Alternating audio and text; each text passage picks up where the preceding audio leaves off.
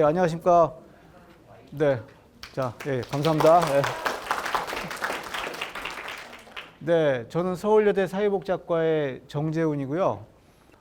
미리 말씀드릴 것은 여러분들이 이따가 분임 토의 하시면서 우리 박종서 박사님께서 말씀하셨지만 하시는 이야기들이 이런저런 경로를 통해서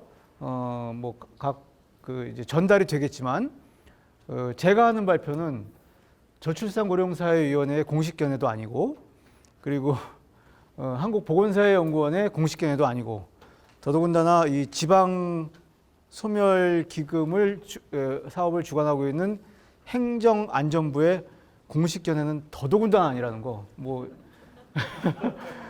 그러니까 저고위나 보사에는 제가 개인적으로 이렇게 저렇게 회의라든지 연구 프로젝트 접촉을 해봤지만 행안부는 더더군다나 한 번도 접촉한 적이 없다라는 이제 이런 전제하에, 그런데 이제 왜 이 발표를 하게 됐느냐? 저 나름대로 가진 생각이 있고, 그 다음에 또 제가 나름 저출산, 특히 저출생 대응 과정에서 작업을 한 것도 있고, 저고위와 함께 목소리를 낸 것도 있고, 등등등. 그리고 그 저고위에 아직 있나요? 저기 지역 상생 분과가 아직 있나요? 네.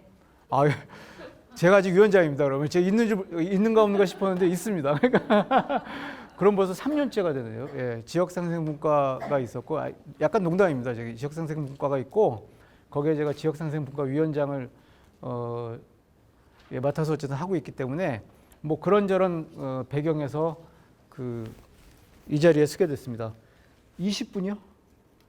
20분 안쪽으로 부탁드립니다. 20분 안쪽으로. 예. 그러면 시간을 제가 맞춰놓고 네, 시작하도록 하겠습니다. 지금부터 시작입니다.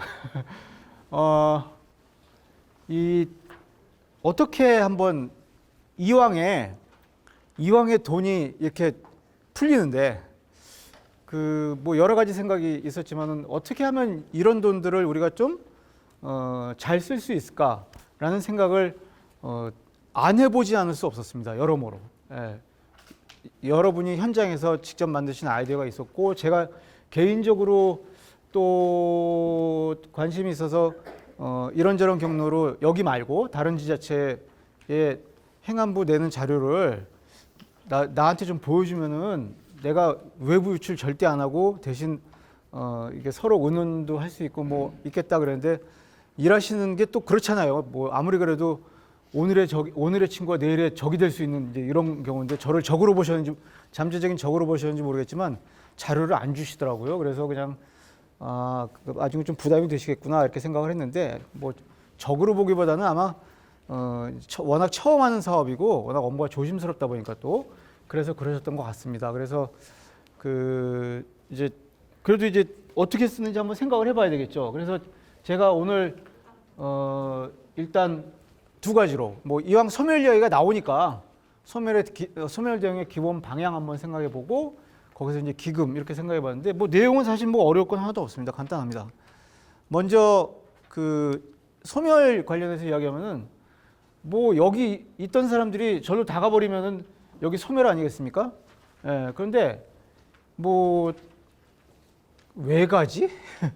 왜 가지? 하는 이제 이런, 나중에 이야기도 나오겠지만 제가 사실은 초등학교 1학년짜리 아들이 하나 있는데 모든 부모들이 그렇게 생각하겠지만 축구를 되게 잘합니다.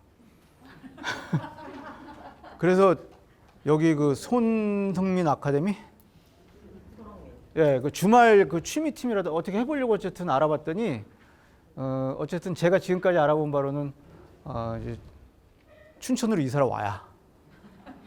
그래서 저기 손흥정 씨인가요? 춘천시가 됐든 강원도가 됐든 이거 공로상 줘야 되는 거 아니냐.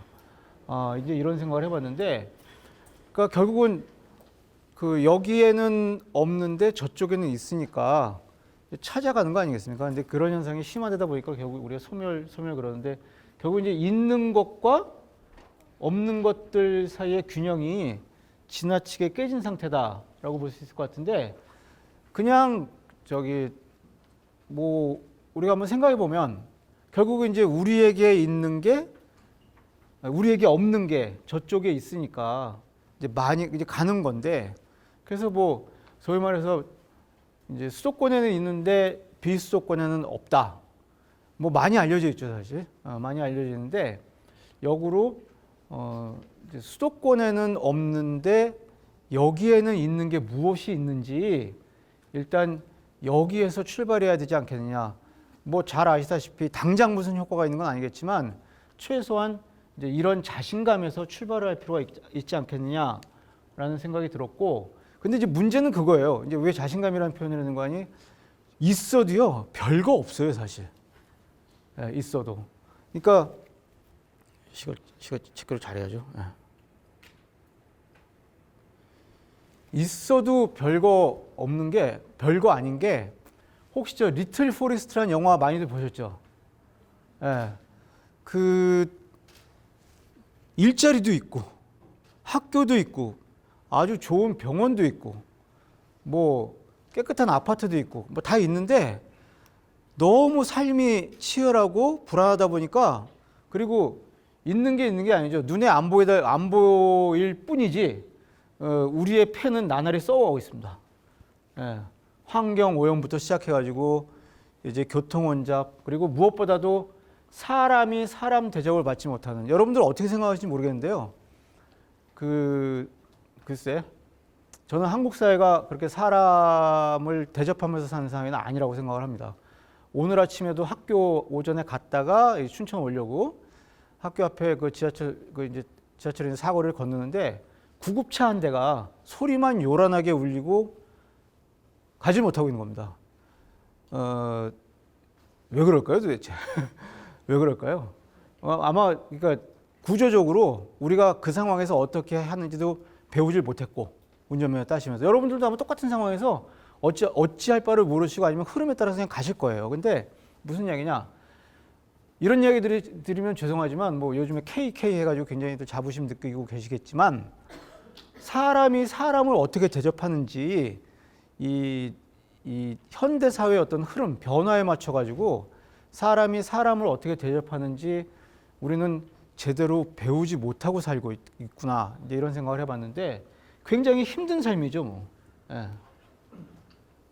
그런데 또 그러니까 물질적인 그 삶의 조건은 굉장히 좋아졌는데요.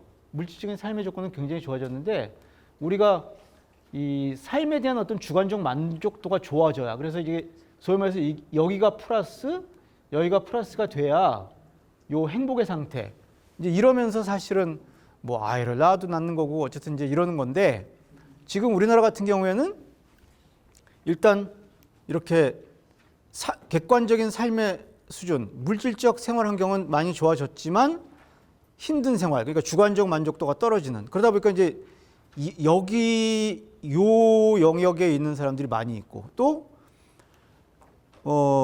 이제 이런 객관적 삶의 수준이 떨어지면서 그러다 보니까 또 이제 주관적 만족도도 낮은 어떤 이런 박탈의 상태. 한국의 저출산, 저출생 대응, 뭐 수도권이든 비수도권이든 좀 살만한, 소위 말해서 물질적으로 살만한 곳이든 아닌 곳이든 가릴 거 없이 어쨌든 저출산, 저출생 현상이 일어난다는 거. 지난 며칠 전에 이제 이제 아마 1, 2주 뒤에 뭐 방송국에서 방송이 나올 것 같은데, 저한테 그 기자들이 와가지고 왜 PD군요. PD가 와가지고 왜 한국이 이렇게 초저출산, 초저출생 사회가 되었느냐, 어떤 정책들이 실패를 했느냐라고 이제 저한테 물어보더라고요. 그래서 정책이 실패한 것이 아니라 한국 사회가 전반적으로 실패한 거 아니냐, 한국 사회가 전반적으로 병든 거 아니냐.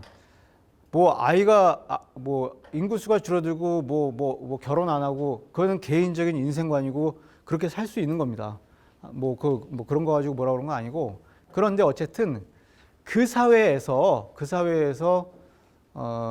아이가 태어나지 않고, 여러분들 저렇게 생각하시면 되겠죠. 내가 어디 학교를 가고 직장을 갔는데 여기가 마음에 들면요, 후배들 보고도 우리 학교 오라고 그러고 이 직장에 더 오래 있으려고 그러고 누구라도 끌어오려고 하겠지만, 이 학교가 마음에 안 드니까 그냥 자퇴하고 나가는 거 아닙니까? 그다음에 이 학교가 마음에 안 드니까 후배들한테 야 여긴 오지 마, 다른 학교 가.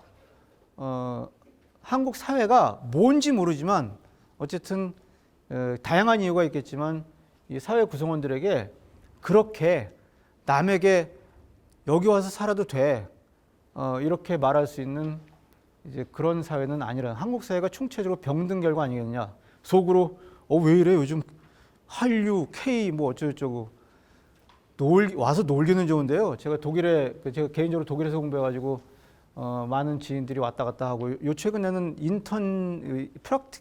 인턴십 이런 것 때문에 젊은 친구들도 저한테 문의가 와가지고 이렇게 연결시켜주고 그런 경우가 있는데 제가 살아 재밌지 그랬더니 재미는 있는데 살기는 싫대요.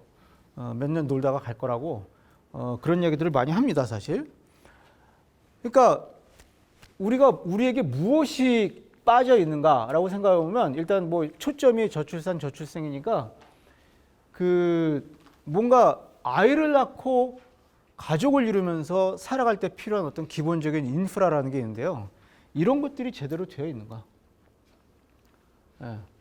이런 것들이 이제 안 되어 있지 않은가? 뒤에 가면 이제 지역사회 기본선이라는 개념을 말씀드리겠지만 이제 이런 문제의식을 가져야 될 것 같습니다. 그런데 이게 자꾸 뭐 인구 소멸 이야기 나오고 뭐 불균형 이야기 나오니까는 뭐 이렇게 저렇게 막 뭐 대책들이 나오는데요.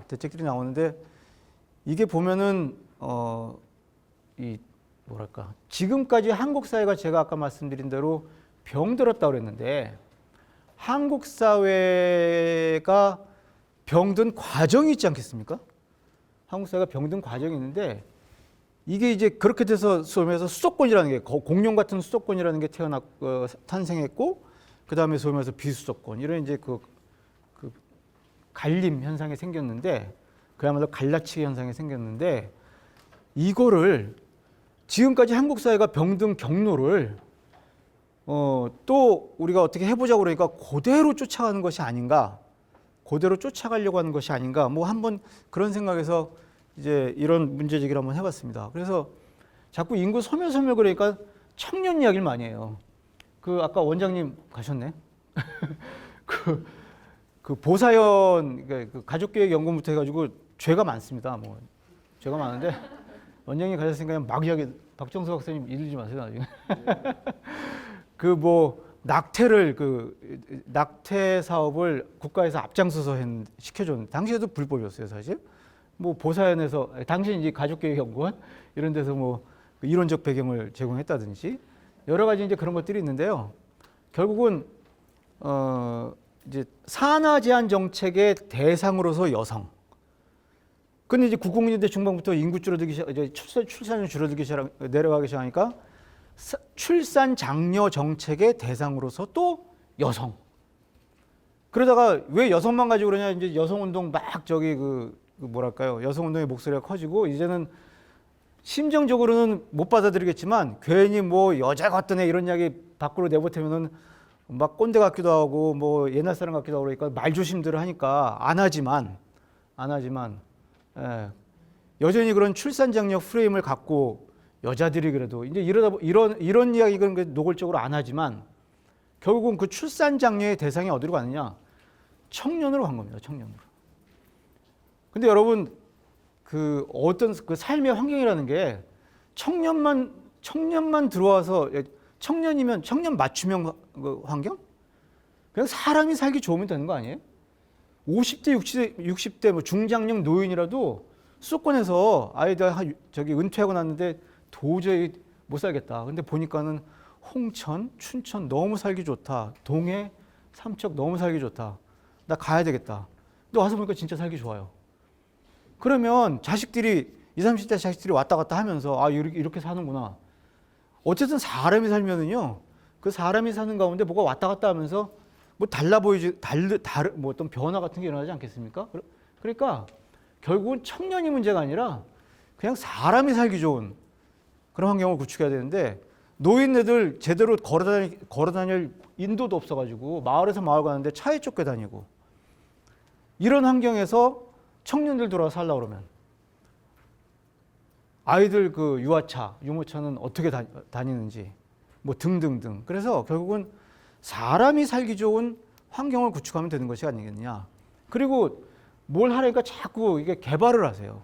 개발 좋은데 지역사회의 이해관계도 얽혀 있고 이렇게 저렇게 하면은 굉장히 지역사회에서 균형 맞추기 힘드실 거예요. 맞는데 수도권이 그렇게 성장 개발 하다가 지금 이모저모로 이제 저렇게 됐는데 그 수도권이 좋으면은 뭐 몰려가서 사는 거지만 그게 아니라고 한다면 이게 뭔가 지금까지 우리가 추구해왔던 개발이나 성장의 가치를 좀 이제는 무시하고 어떤 사람 친화적 생활 환경, 수도권, 소위 말해서 수도권에서도요, 그 길거리 하나 사이를 두고 신축 아파트 들어섰는데 그 신축 아파트에 들어가면은 뭐 자동차, 지하철 그냥 곧장 들어가고 애들 그 안전 걱정 안 해도 되고 여러모로 가족 친화적으로 만든 대신 섬이죠.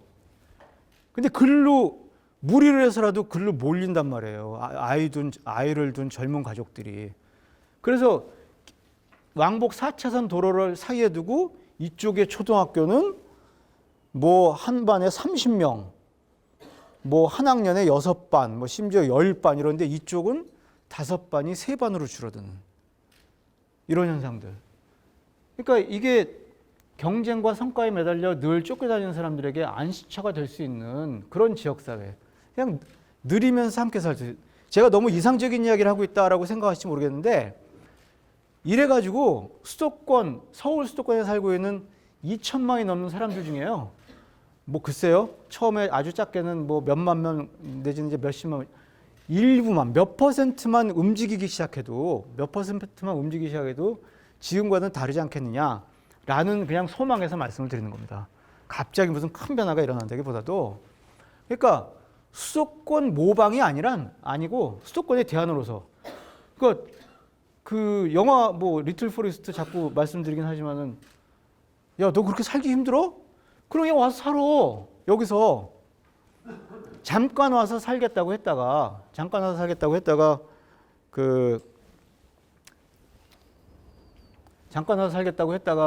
이제 주저앉게 되잖아요. 어디다 정착을 하게 되잖아요.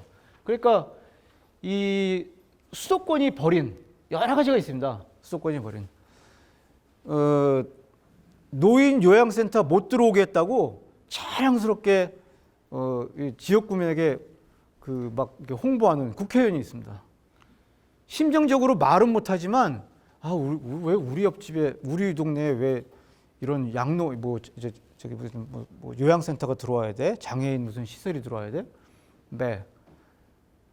뭐 여러 개 말은 못하지만 이제 이런 경우가 많이 있죠, 사실.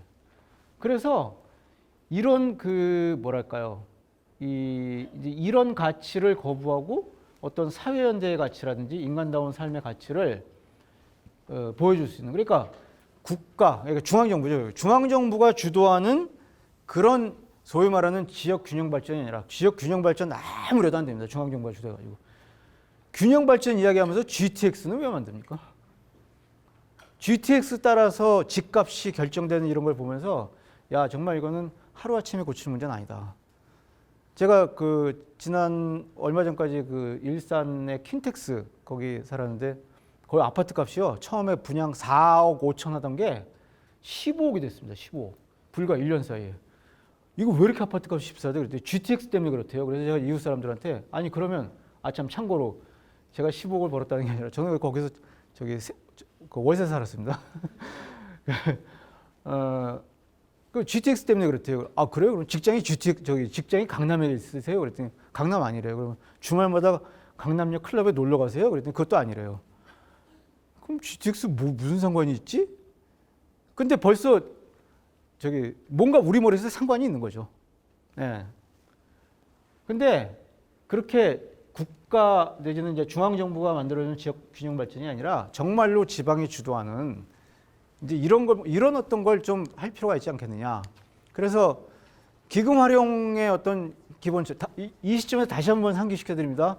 행안부 저출산고령사회위원회 그다음에 어디죠?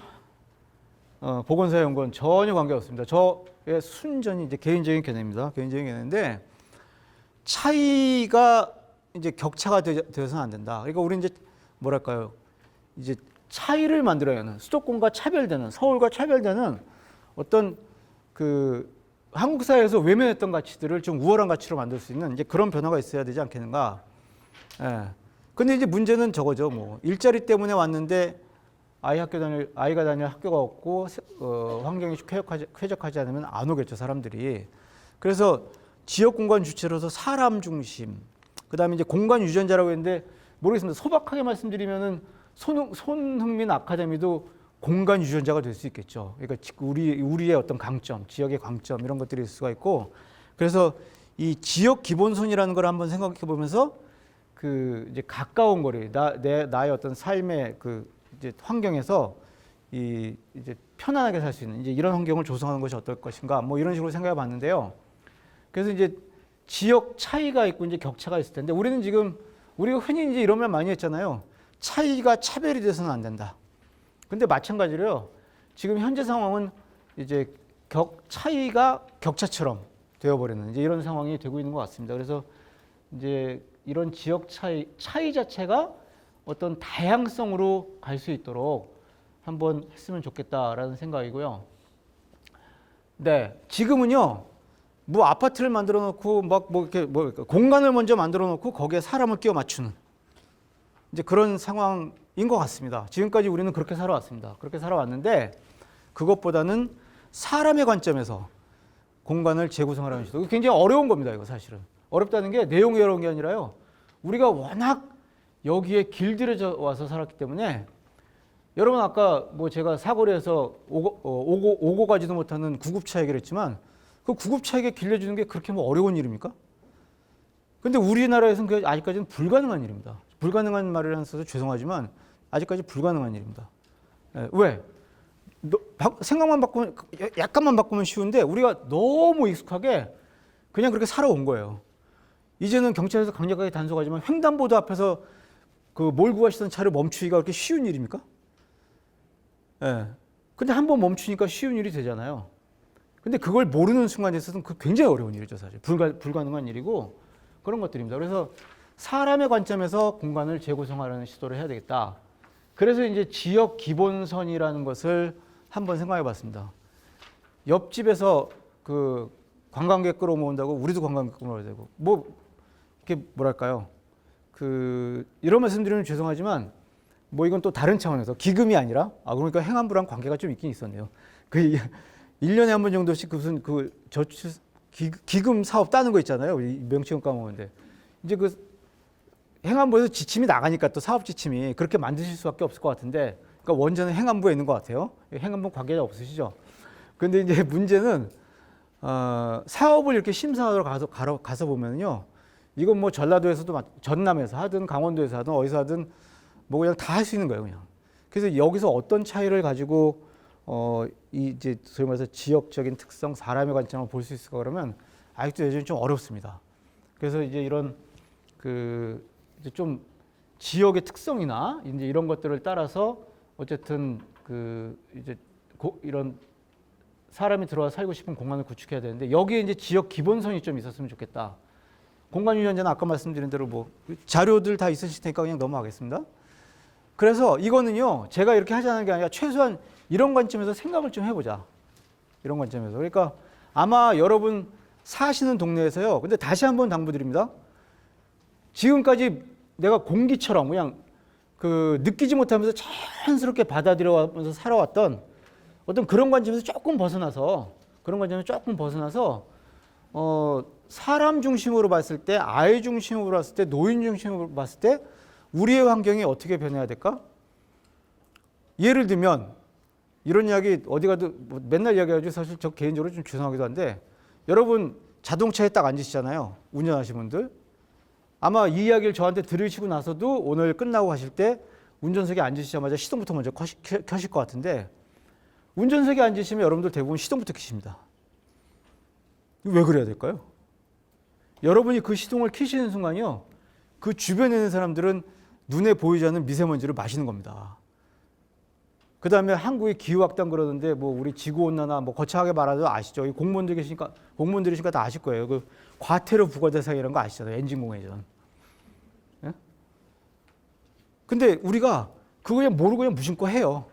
우리 아이 데리러 지하철역에 가서 그 우리 아이 나올 때까지 5분이 걸리든 10분이거든 딸딸딸딸 시동 켜놓고서요. 예, 요즘은 내 차는 전기차니까 괜찮으라고 켜놓으신 분도 계실지 모르겠지만 그거 켜놓고서 검색하고 그냥 스마트폰 보고 있습니다. 그 조금 극단적으로 말씀드리면 굉장히 그 이제 기후학당의 선봉에 서 계시는 겁니다. 예, 기후학당. 죄송합니다 이런 말씀 드려가지고. 근데 그만큼 무슨 얘기인가 하니 우리가 관점만 바꾸면 금방 보일 수 있는 것들이 너무나 자연스럽게 지금까지 살아왔기 때문에 못 바꾸는, 그리고 그야말로 선남선녀로서 우리가 그냥 선한 이웃으로 살고 있지만 서로 그렇게 살아가는, 온 가족이 모여가지고 추석 때 모여서 헤어지는데요. 아파트 주차장 이런 데 보면 그 이제 밀폐된 지하 주차장 아닙니까? 거기서 할아버지 할머니 손자까지 모두 모여서요. 차가 너다섯 대인데 다 시동 켜놓고 거기서 또 한 10분 동안 이제 인사하고 계세요. 예. 왜 저래야 될까 싶은데 우리가 모르고 하는 거예요. 너무나 자연스럽게 살아왔으니까. 뭐 비판하는 게 아니라, 그래서 이제 그런 관점에서 벗어나서 진짜 뭔가 사람 친화적, 가족 친화적 관점에서 한번 우리 지역에는 무엇이 필요한지 최소한 요런 게 있어야, 예, 요런 게 있어야 좀 이제 뭐랄까, 그래도 좀 우리가 사람이 사람을 대접해주면서 살아가고 있구나. 이제 이런 것들을 한번 생각해 보자라는. 그래서 이제 뭐 슬세권이란 말은 뭐 제가 만든 단어는 아니죠 물론. 근데 어쨌든 우리의 일상 생활에서 한번 지역 기본선을 생각해 보자. 예.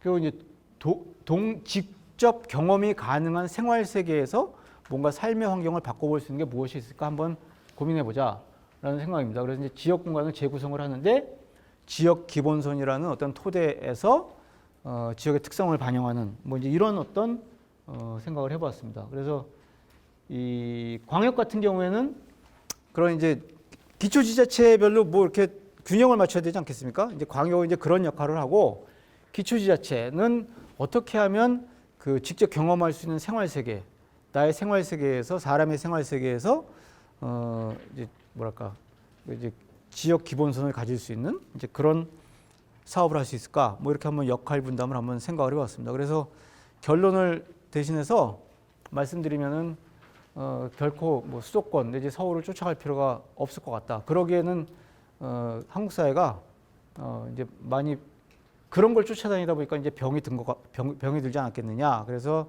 사람 친화적, 사회 연대적 대응으로 우리가 한번 우리 지역에서 무엇을 변화시킬 수 있지 한번 보도록 하자.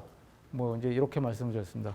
시간이 좀 초과됐는데 여러분들께서 너무 그 반응이 좋으신 것 같아서 조금 시간을 좀 오버했습니다. 죄송합니다. 예, 감사합니다.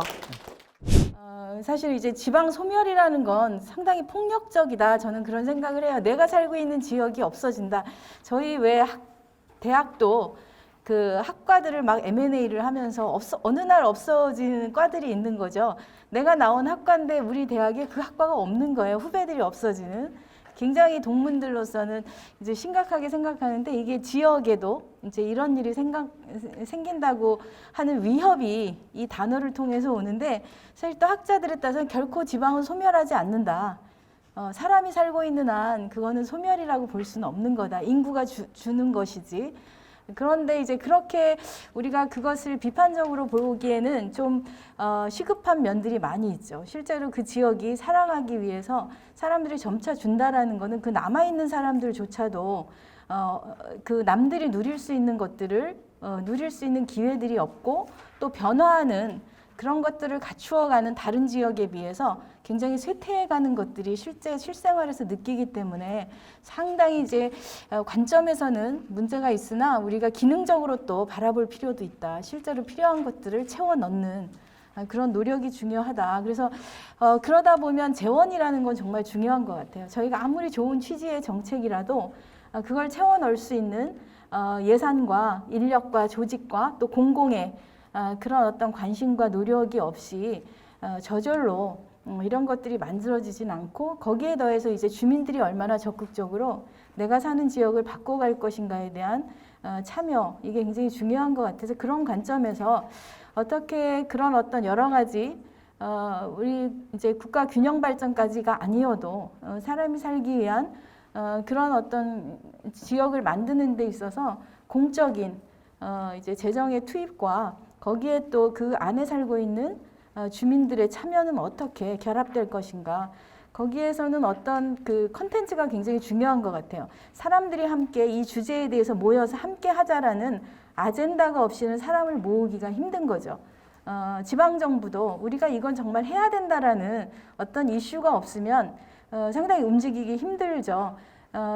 저희가 이제 매스컴에서 수원에서 세모녀, 또 송파 세모녀 이런 사건이 일어나면 이제 그 다음 날 가면은 이제 굉장히 많은 이제 변화들이 무언가 해야 된다라는 위기감을 느끼듯이 이런 아젠다를 던지는 건 굉장히 중요한데 그렇다면 지방정부와 또 지역 주민들이 함께 무언가 해야 되겠다라는 아젠다가 무엇일까 하는 부분에서 저는 오늘 돌봄에 대해서 이야기를 하려고 합니다. 굉장히 많은 이미 지자체의 단체장을 비롯해서 또 공공 안에서도 이 돌봄 문제에 대한 공감대는 크고 무엇보다 그 지역의 주민들은 굉장히 이런 것들에 대해서 필요로 하고 있고 이게 안 되면 떠날 수밖에 없는 다른 지역으로 가는 것이 아니라 시설로 가실 수밖에 없고 더 이제 열악한 그런 이제 곳으로 갈 수밖에 없는 문제를 지방이 이제는 외면할 수 없다 그런 부분이고요. 사실 제 뒤에서 더 자세한 지방 소멸이나 그걸 대응하기 위한 기금에 대한 내용들이 있기 때문에 굉장히 이렇게 슬라이드가 좀 흐리게 나왔네요.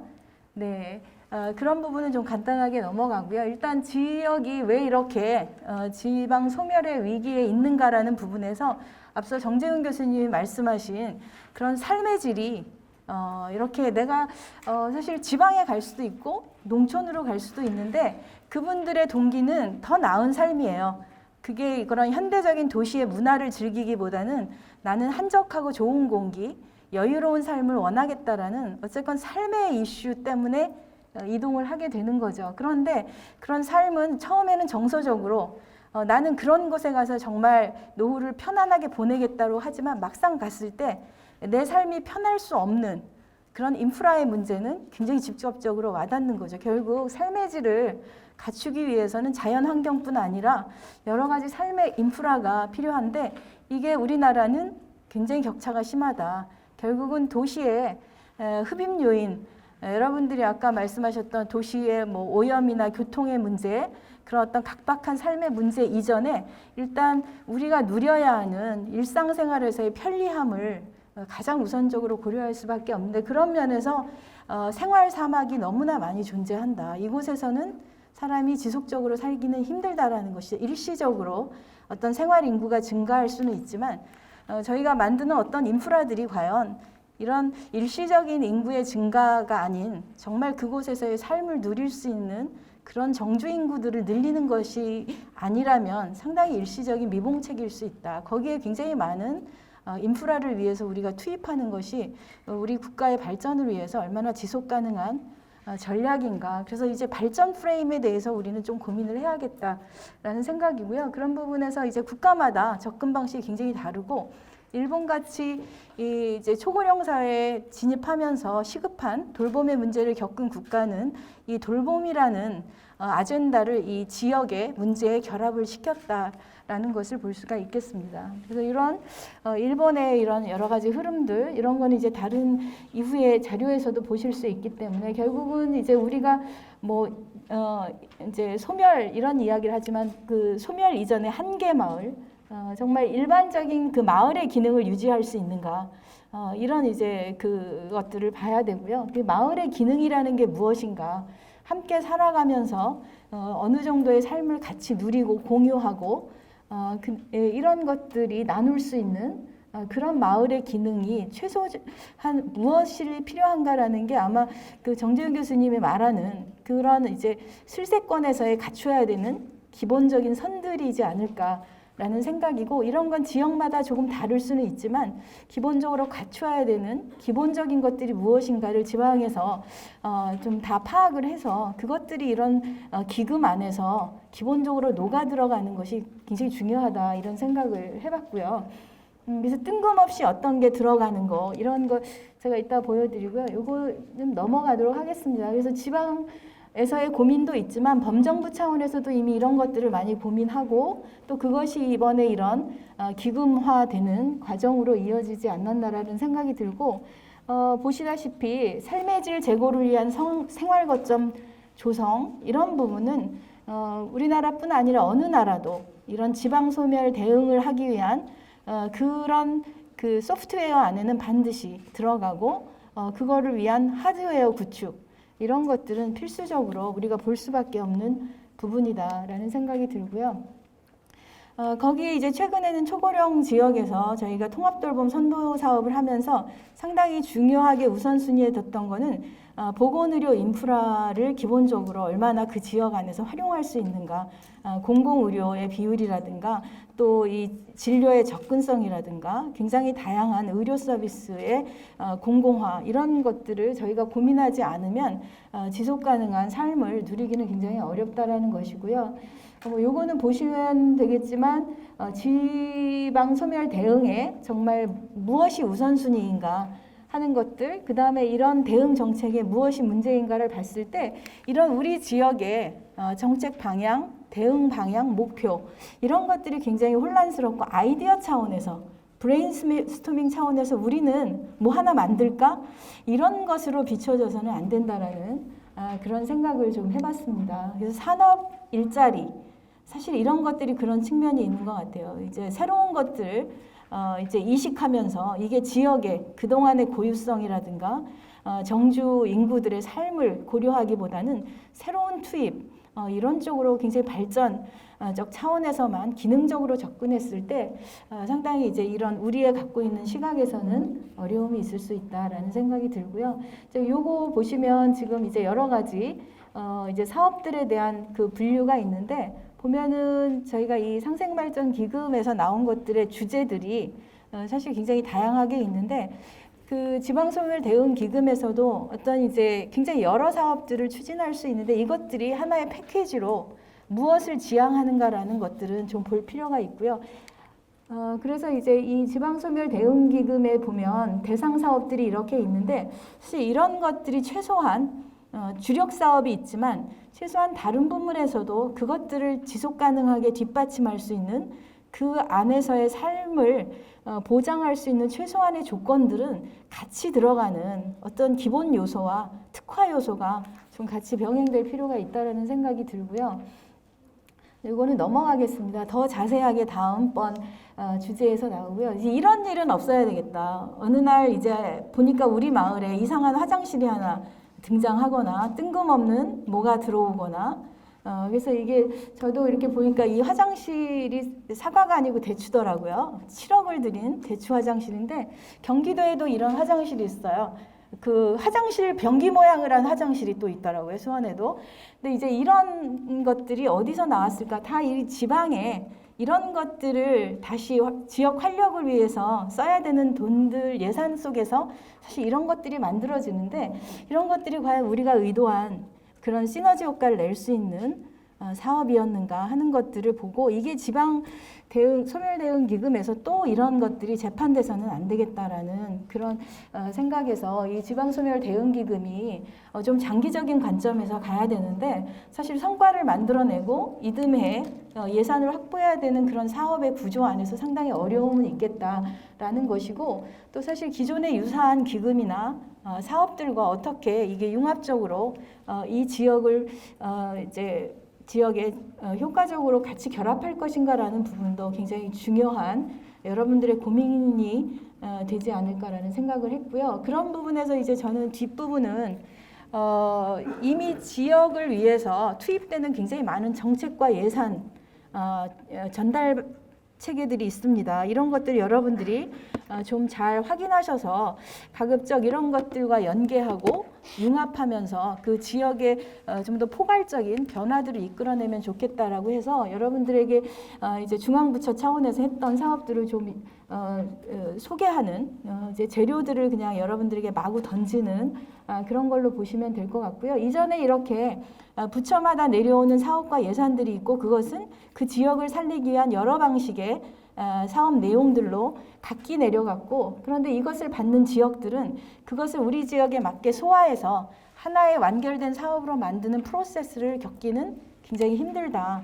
사업 구조나 예산 자체가 그렇게 되지 않기 때문에, 그래서 이런 문제에 대해서 중앙정부도 고민을 하고 정책 융합을 하자. 일단 중앙정부 차원의 정책 융합을 위해서는 다부처 연계를 어떻게 할 것인가라는 다부처 정책 연계 사업을 행안부에서 추진을 했습니다. 이게 이제 계속 이제 올해도 추진이 됐고, 올해 8월 말까지 이제 이걸 추진했던 추진단은 해체되고 이제 지역발전국으로 넘어갔지만, 행안부 안에 이 사업은 지금 현재도 진행이 되고 있고요. 그 안에서 이제 주력 참여 부처는 한 5개 정도 됩니다. 일단 5개 부처가 참여했고요. 국토부, 행안부, 복지부, 농식품부, 교육부.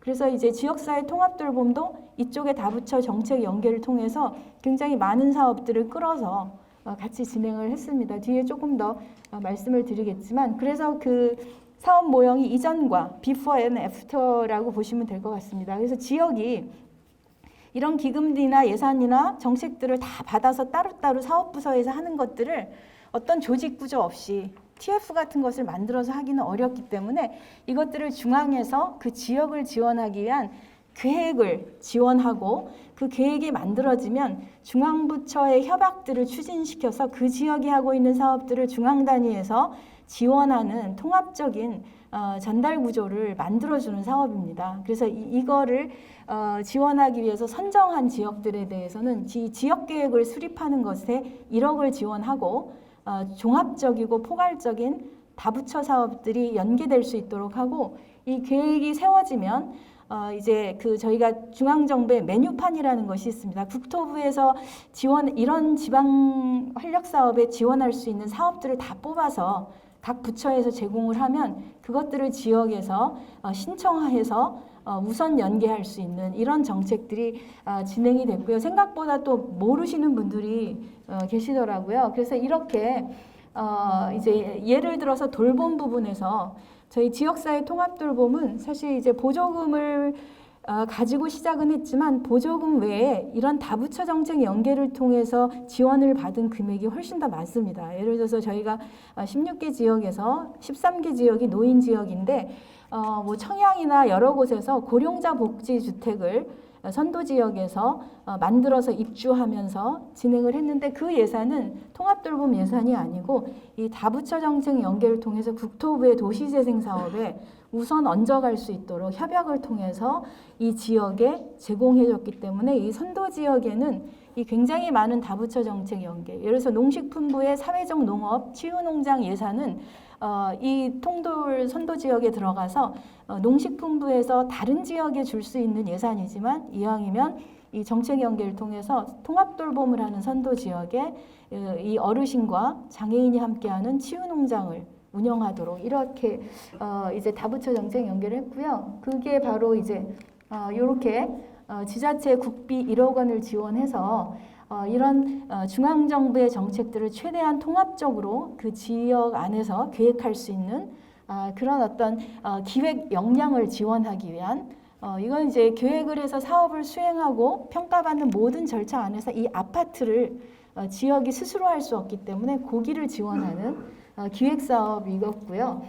그렇게 해서 이제 여기 선정된 지역은 함께 전문가와 지방에 있는 또 해당 단체의 공무원들이 다 함께 어떻게 하면 우리 마을을 상생적으로 만들어가면서 중앙정부의 사업을 얹어갈 수 있는가에 대한 이런 계획들을 그 지역에 맞게 세우는, 그리고 이 이후에는 이것들이 실행될 수 있는 정책 연계를 위해서 협약을 맺어주는, 이거는 중앙에서 추진을 했습니다. 그래서 지방정부가 사실 중앙정부의 사업들을 국토부에 연결하고 교육부에 연결해서 우리 지역이 이런 사업을 하니까 좀 지원을 하면 도움을 달라, 이런 루트는 없는 것이죠.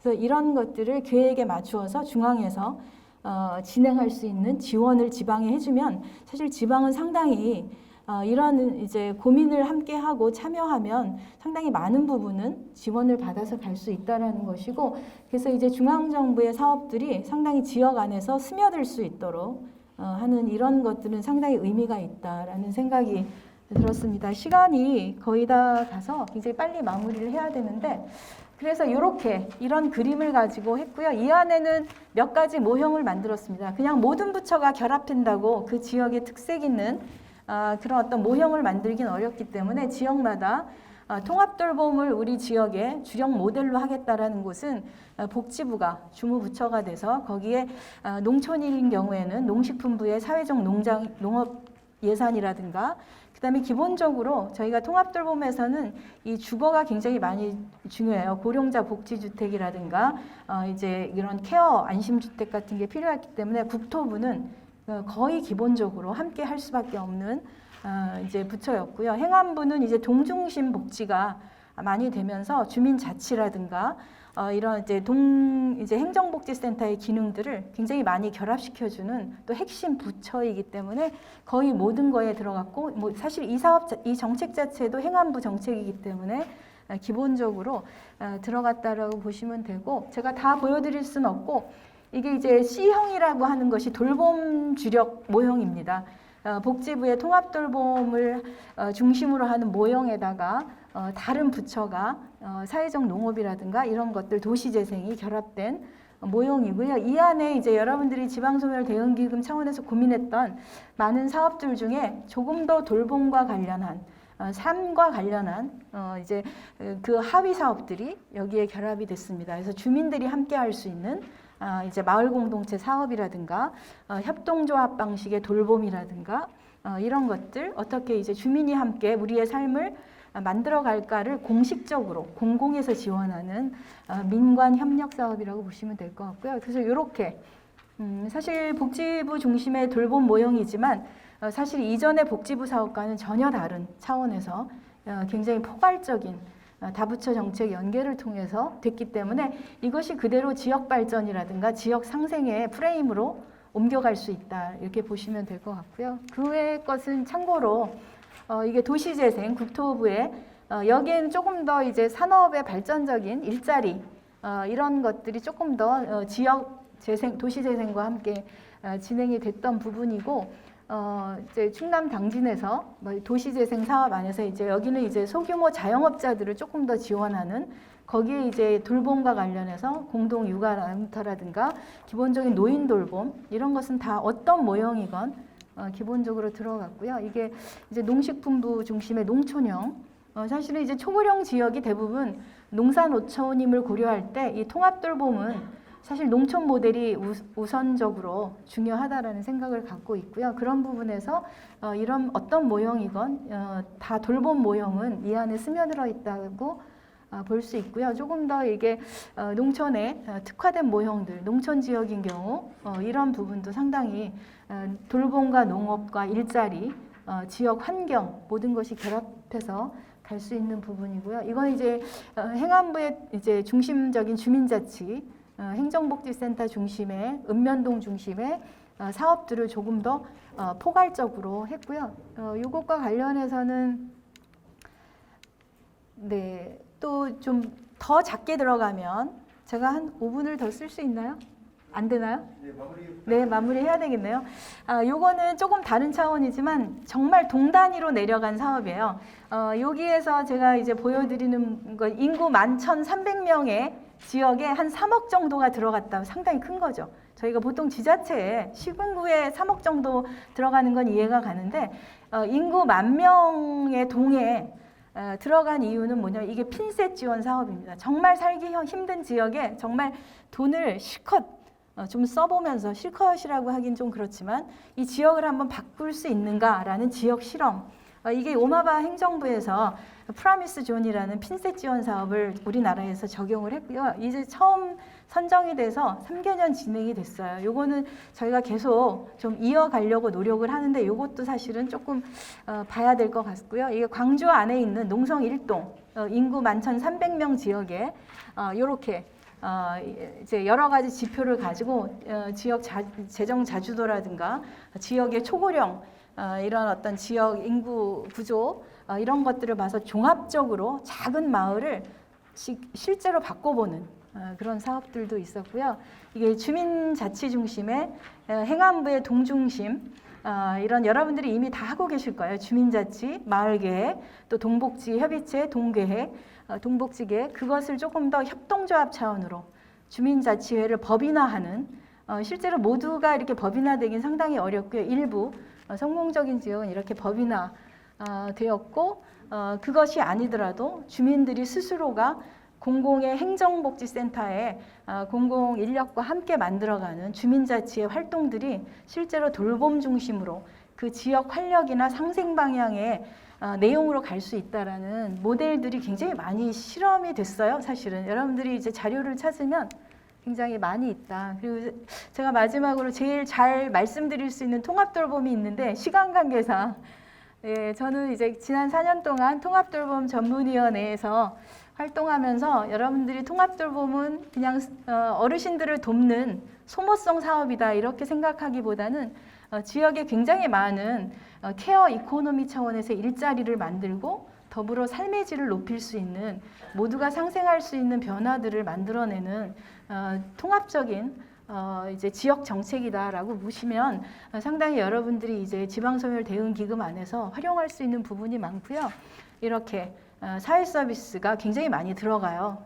그것은 그대로 여러분들이 어떤 인프라를 만들어서 일자리를 만드는 것보다 훨씬 지역의 주민들을 삶의 질을 바꾸면서 그 안에 지속 가능한 일자들이 굉장히 많이 만들어질 수 있다라는 것이고 이 안에 추가적인 서비스들이 굉장히 많이 개발이 됐어요. 이것들 그대로 일자리로 연결이 되고 지역의 산업으로 연결이 되는 거죠. 저희가 여러 가지 식생활 지원이라든가 보건의료 서비스, 여러 가지 방문 서비스들, 주거 서비스들이 만들어지면서 주거 지원과 관련한 많은 일자리들이 생겨났던 뭐 이런 부분이고요. 요건 이제 그 모형입니다.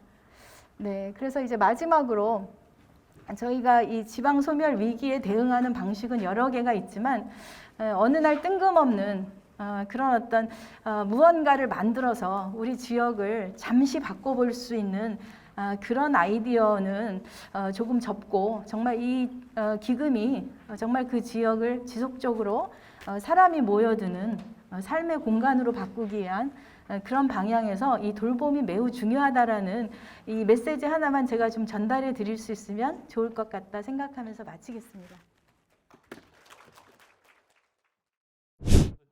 현대 이 인구라든가 지역 소멸에 어떤 문제점을 갖고 있는가 하는 그 문제하고 큰 틀에서 이 지역 소멸 문제를 어떻게 가져갔으면 좋겠는가 하는 제가 세 개의 그 PT가 있습니다. 그걸 중심으로 해서 말씀드리도록 하겠습니다.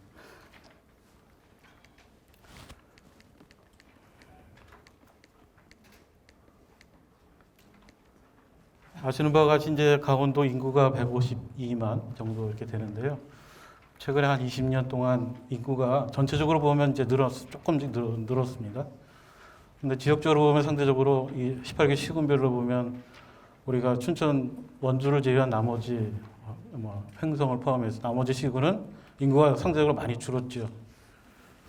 그래서 이 네 가지 유형으로 이제 구분을 해볼 수 있습니다. 사회적 증가와 자연적 증가 구분으로 인해서 그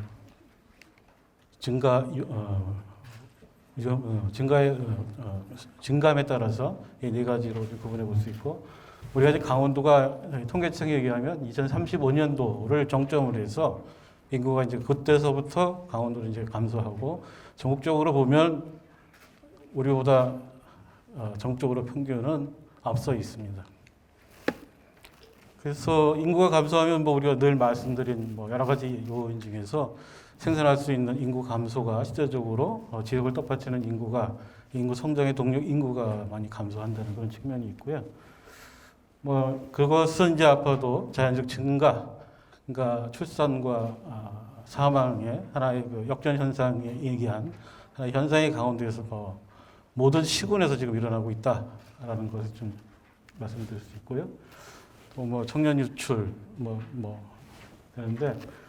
청년은 유출되는데 강원도에 유입하는 인구는 이제 그 밑에 여기 보면 50대, 60대가 그것을 뒷받침해주고 있습니다. 그래서 인구는 유출된 만큼 유입된다라고 할 수 있는데 그 유입된 인구가 우리가 얘기한 뭐 기농기촌 인구라든가 하여튼 시니어 계층들이 상대적으로 강원도에 많이 유입하고 있다라고 말씀드릴 수 있고요. 또 청년과 고령 가구가 상대적으로 뭐 아주 어려움이 큽니다. 이렇게 보면 지역 군 단위로 내려갈수록 청년의 인구가 적고요.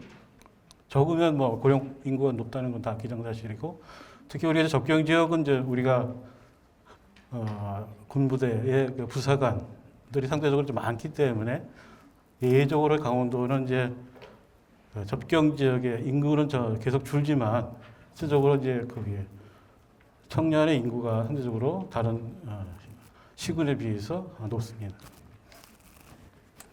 주로 이제 청년이 이동하는 뭐 사유라고 할까요? 사유는 뭐 다 아시는 바와 같이 이제 직업과 교육에 의해서 뭐 떠나는데, 실제적으로 시군 단위에서 군 단위에서는 이제 시 단위로 왔다가 이제 수도권으로 가는 그런 현상을 이제 보일 수 있다. 여기 세부적으로 이렇게 보면 주로 어느 시군구로 가는가 하는 걸 저희가 한번 조사를 해봤더니 거기 자세하게 써 있습니다.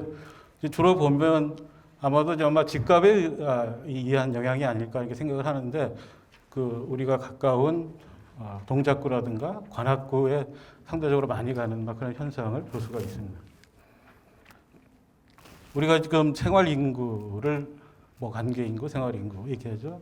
정주 인구는 어차피 이제 인구는 제로섬 게임이니까 실질적으로 우리가 인구를 늘리는 데는 뭐 다 동의하실 거라고 생각을 하는데, 그 인구에 늘리는 그 하나의 수단으로서 생활 인구, 관계 인구를 이렇게 말씀 많이 하시죠.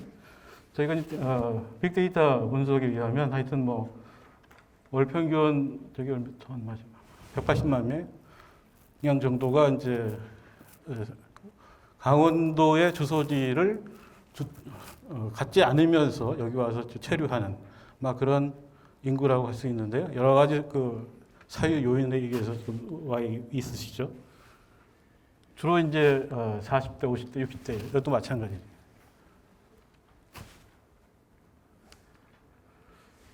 또 강원도가 이제 인구가 우리의 면적이 상대적으로 한 전국 면적의 한 18% 정도 지금 강원도 면적인데, 거기에 보면 이제 뭐 그러다 보니까 인구는 적으니까 거기에 18개 시군에 생활할 수 있는 생활 SOC의 접근 편의 시설의 접근성이 전국의 평균보다 상대적으로 되게 많이 낮습니다. 저쪽 그 접경 지역 이게 상대적으로 많이 높고요. 밑으로 내려서 이제 조금 더 접근성이 좀 좋은 지역이라고 할 수 있습니다. 또 그 중에서 이제 응급 의료라든가 어린이집, 초등학교, 우리가 아까 말씀드린 슬랙 아까 뭐라고 그러시죠? 성교수님? 어떤 슬세권 뭐 그런 건 아니지만 우리가 도보로 한 10분 내에 그 생활권이라고 합니다. 거기서 뭔가 이것의 문제를 해결할 수 있는 응급 의료라든가 어린이집, 초등학교의 서비스권이 상대적으로 뭐 하여튼 상대적으로 엄청나게 취약하다라는 말씀드릴 수 있고, 그중에서 국공립 유치원이라든가 보육기관 서비스 수준이 뭐 전국에서 뭐 거의 밑에 와 있다라고 말씀드릴 수 있고, 영유아 비율, 인구수, 뭐 아까도 말씀드린 것처럼 그 많은 분들이 젊은 분들이 여기 많이 안 살기 때문에 나타나는 현상이다라고 말씀드릴 수 있고요. 이 데이터 그림은 제가 만든 게 아니고요. 최근에 그 국토부의 국토연구원에서 그 브리프를 발간하는 거기서 이제 발간한 데이터입니다. 상대적으로 이렇게 최근에 발간된 지가 한 2주도 안 됐을 건데요. 그게 최근 자료입니다. 마찬가지고요. 자, 이게 저기 보면은 이제 우리가 도서관이 서울을 걸어서 다니는데 우리 도서관 가려면 차로 가요. 그만큼 거리가 멀다는. 그런 현상들은 아마 인구 여러 가지 문제가 있고요. 또 지역을 떠받드는 지역 경제가 한 2.5% 수준밖에 안 된다 하는 것도 있고, 그것에 바탕이 된 R&D인데 그것도 뭐 한 2%를 하회하고 있고요. 또 우리가 뭐 강원도에서 늘 주장하는 규제가 우리 행정구역 면적의 1.3배가 이제 규제지역으로 되어 있기 때문에 실질적으로 개발할 수 있는 그 개발의 총량이 제한되어 있다.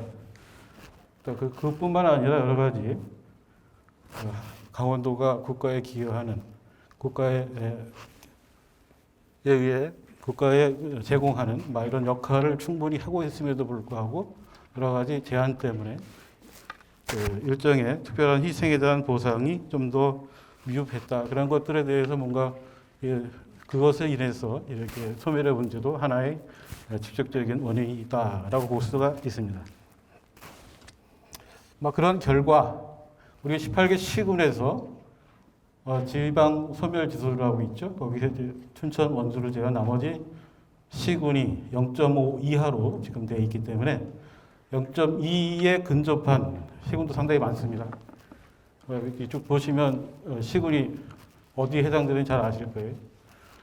0.2 이하면 이제 완전 뭐 고위험, 소멸 위험 지역이다라고 표현을 하죠.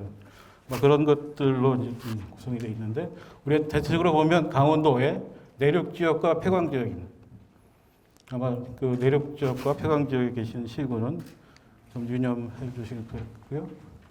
요거는 이제 뭐냐면 우리가 국토를 그 500 곱하기 500 해서 셀로 이렇게 표현해서 이렇게 분석을 해보면 인구 그 안에 인구 5명 이상이 사는 이하로 사는 동네를 과소지역이라고 합니다. 그래서 그 전체 면적의 한 40%가 강원도 면적의 40%가 5명 이하가 사는 지역이라고 이렇게 보면 될 겁니다. 그래서 30%에서 40% 이상에 해당되는 시군이 거의 다다라고 보면 되겠습니다.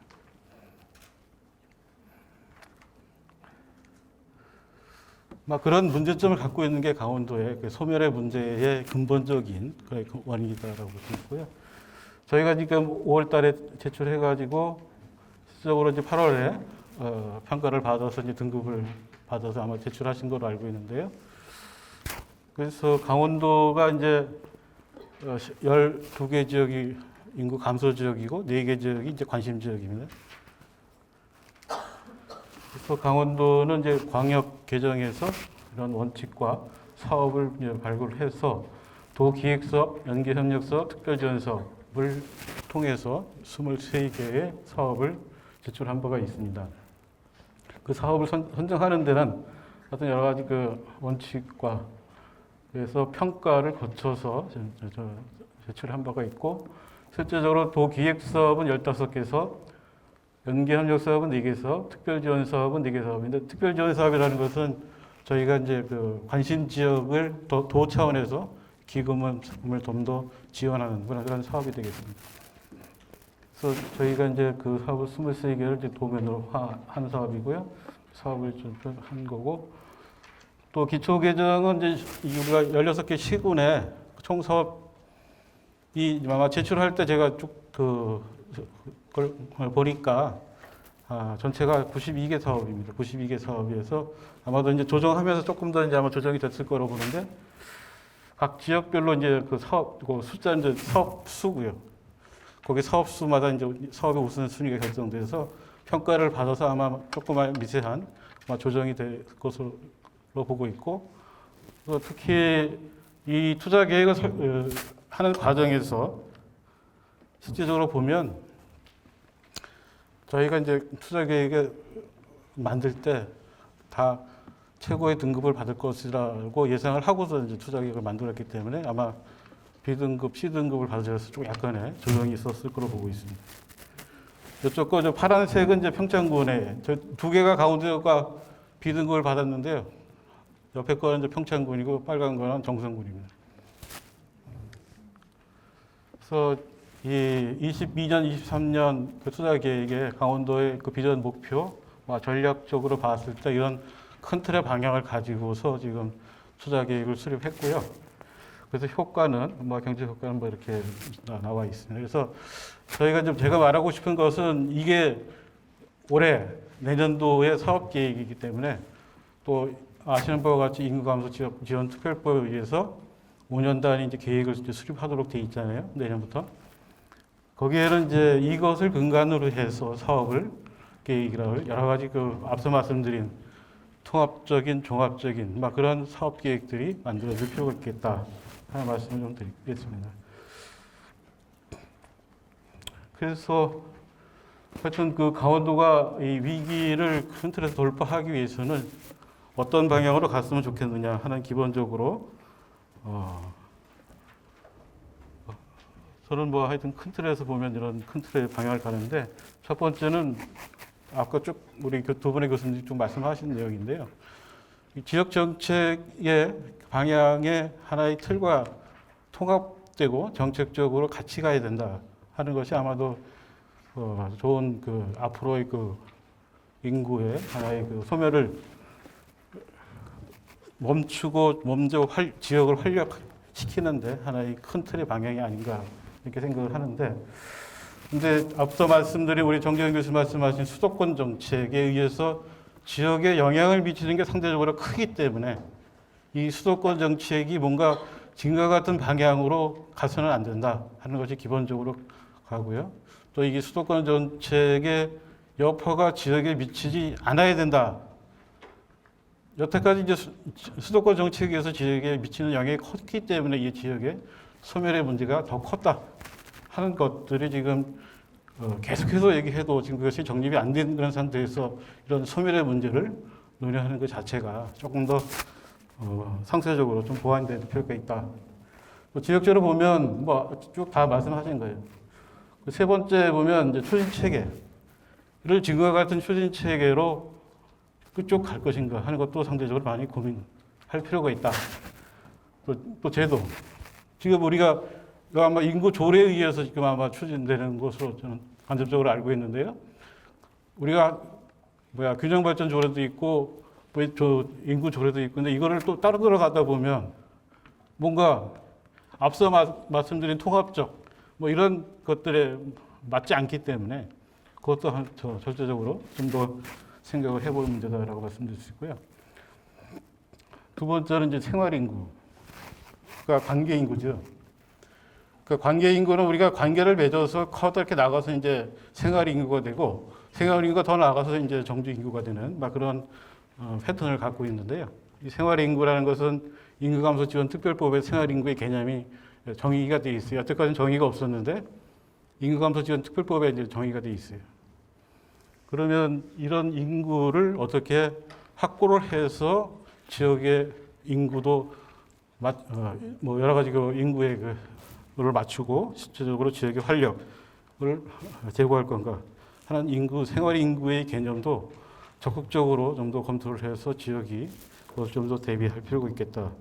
아마 이 생활 인구가 지역의 시군 단위 이제 기본 계획이 있는데요. 계획 인구라고 하죠. 거기에서 상당히 많이 역할을 할 것으로 보고 있습니다. 마지막입니다. 그러니까 강원도 이제 특별자치도가 내년에 출범하는데 16개 시군이 공통적으로 안고 있는 지역의 문제입니다. 또 춘천, 원주도 다 포함되는 거죠. 그래서 이 소멸의 문제가 그냥 소멸의 문제가 아니라 특별자치도에서 이 소멸의 문제를 어떻게 담아서 해결할 것인가, 어떠한 특례를 담아서 할 것인가 하는 것도 깊게 우리가 같이 고민해서 이번 기회에 특별자치도에서 이 소멸의 문제를 좀 더 담아서 실제적으로 해결할 수 있는 그런 길이 모색되기를 바라면서 제 설명을 마치도록 하겠습니다. 고맙습니다.